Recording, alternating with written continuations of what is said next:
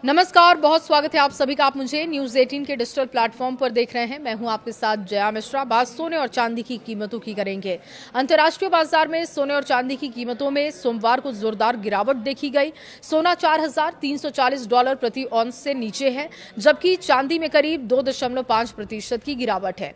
इस गिरावट के पीछे अमेरिका की मजबूत आर्थिक आंकड़े, बढ़ती ट्रेजरी यील्ड और कच्चे तेल की कीमतों में तेजी अहम वजह है।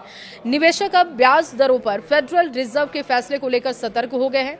देखिए, कॉम्स गोल्ड फ्यूचर्स यानी कि इसके अनुसार जो अभी आंकड़े हैं वो भी आपके सामने रख रहे हैं। $4,334.50 इसमें गिरावट देखी गई, जो कि पिछले लेवल से $30.80 कम है।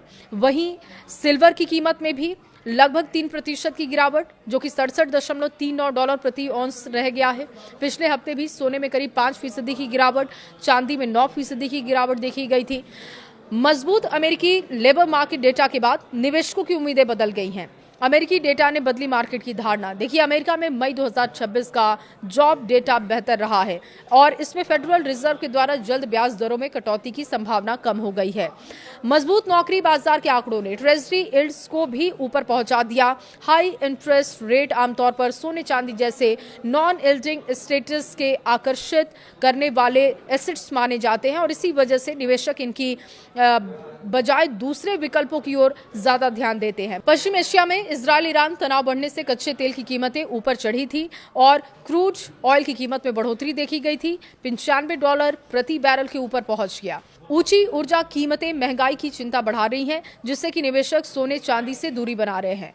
मार्केट के जानकारों का कहना है कि कीमती धातुओं की कीमत अब आने वाले आर्थिक आंकड़ों पर काफी निर्भर करेगी। इस हफ्ते अमेरिका का इन्फ्लेशन डेटा, यूरोपीय सेंट्रल बैंक और बैंक ऑफ कनाडा की MPC की बैठक अहम होगी। चीन के ट्रेड और महंगाई के आंकड़े, अमेरिकी कंज्यूमर सेंटिमेंट डेटा और भारत के इन्फ्लेशन आंकड़े भी बाजार को प्रभावित करेंगे।